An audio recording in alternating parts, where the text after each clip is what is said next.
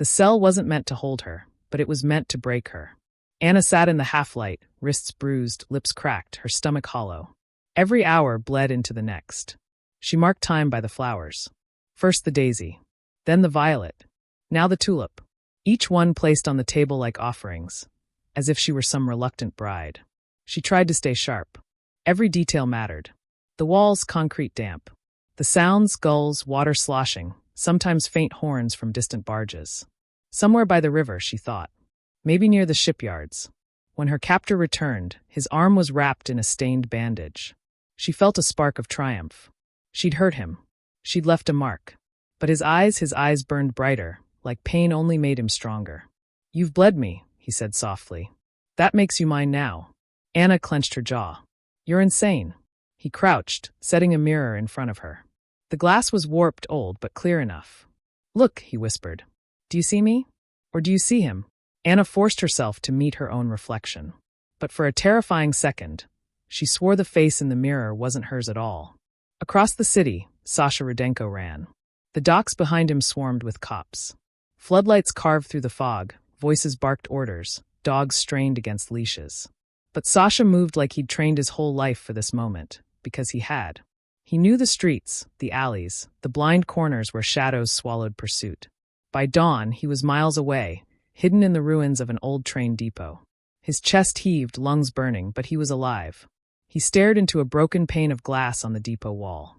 His reflection looked back, gaunt, hunted, a man stripped of everything but desperation. Then the reflection blinked, just a fraction too slow.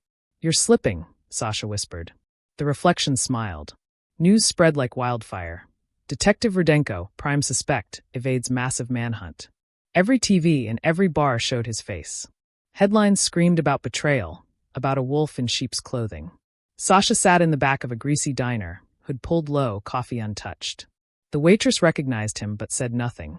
Pity flickered in her eyes, then fear. On the wall-mounted TV, a reporter recited his sins. Sources confirm that evidence continues to point to Rudenko. Police vow his capture is imminent. Sasha looked down at his hands. Calloused. Trembling. These hands had saved lives, carried children out of fires, pulled weapons off the streets. Now the world saw only a killer's hands. And maybe he thought they weren't wrong.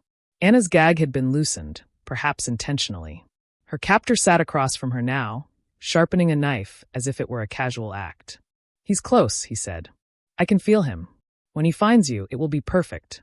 Brother against brother. A mirror shattering. Only one reflection left." Anna's throat was dry, but she forced herself to speak. "You think killing me will prove something?" He tilted his head. "Killing you? No. Loving you forever." His fingers traced the knife blade, slow and careful. "But maybe I'll let him watch first. Maybe I'll let him see what love means." Anna's pulse raced. She had to leave more clues. Anything. When he set the knife down, she shifted, dragging her heel across the dusty floor. Slowly, carefully, she etched letters into the grime. Ship. That night, Sasha found himself at the edge of the East River again, drawn by instinct more than logic.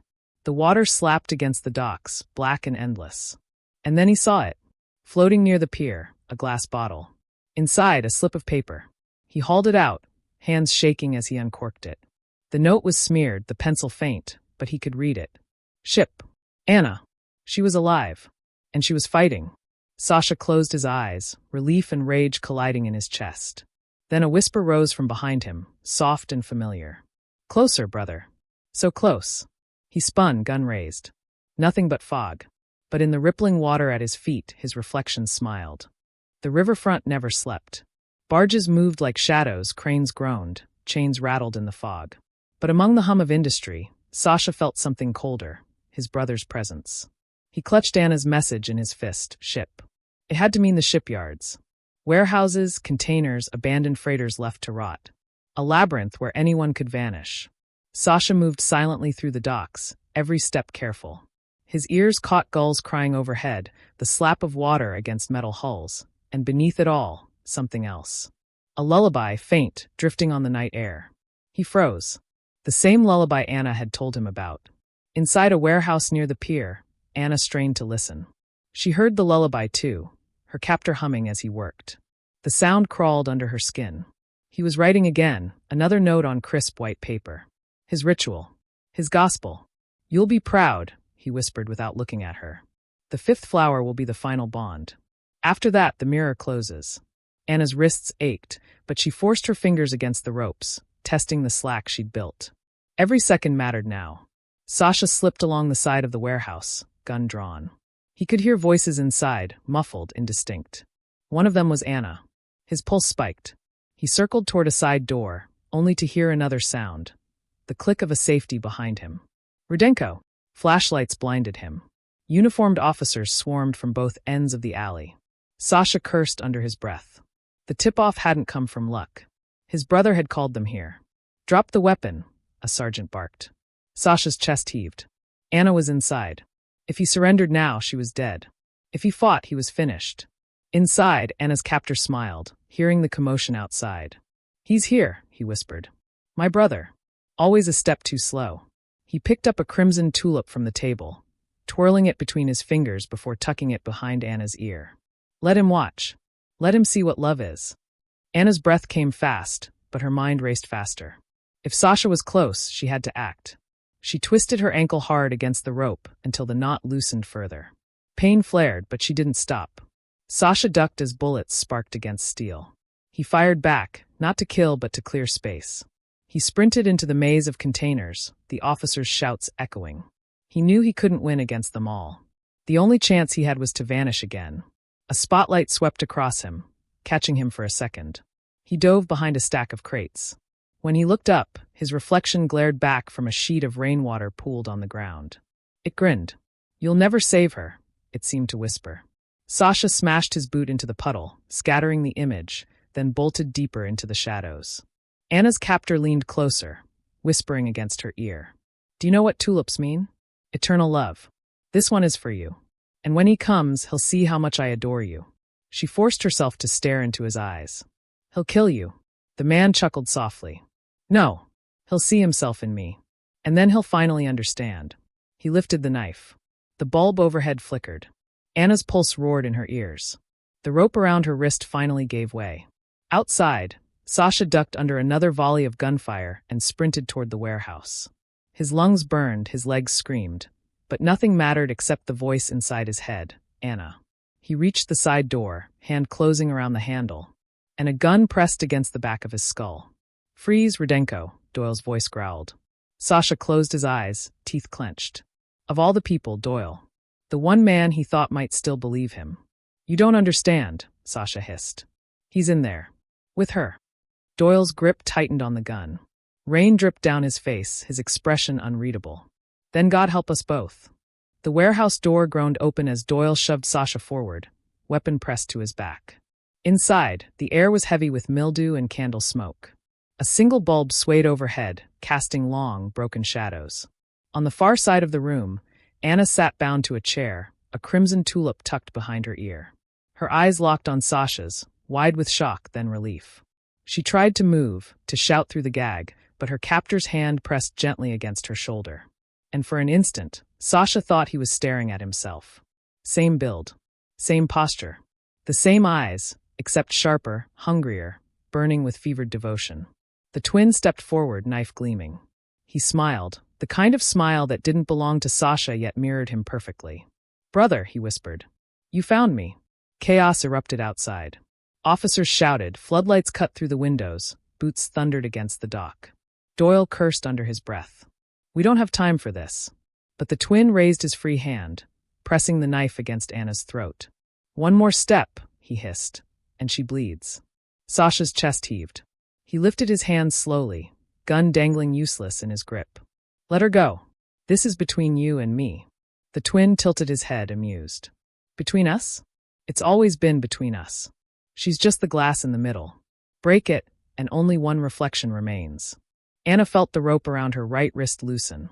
She twisted her hand carefully, porcelain shard still hidden in her palm. Every second was a blade against her skin. She remembered Sasha's voice from the first crime scene. Tenderness twisted into violence. That's what she was living now. Outside, a voice roared, "Move in." Gunfire cracked. The warehouse windows shattered as bullets tore into steel. Officers stormed the entrance. The twin laughed, pressing Anna closer against him, using her as a shield. Sasha lunged forward. No! For a heartbeat, all sound dropped away. Just him, his brother, and Anna in between. Anna made her move. She yanked her freed hand up, driving the porcelain shard into the twin's forearm. He cried out, grip faltering. The knife clattered to the floor. Sasha surged forward, tackling him. Both men crashed into the concrete, fists flying. And for everyone watching, the officers Doyle, even Anna, it was impossible to tell them apart. Two identical men, locked in brutal combat, grunting, bleeding, their faces twisted into mirror images of rage. Anna struggled against the ropes, finally tearing free. She scrambled to the fallen knife, clutching it in trembling hands. The twin slammed Sasha against the wall, snarling, "You don't deserve her. You don't deserve life. That fire should have taken you, not me." Sasha spat blood, eyes burning. "You're not love. You're a grave."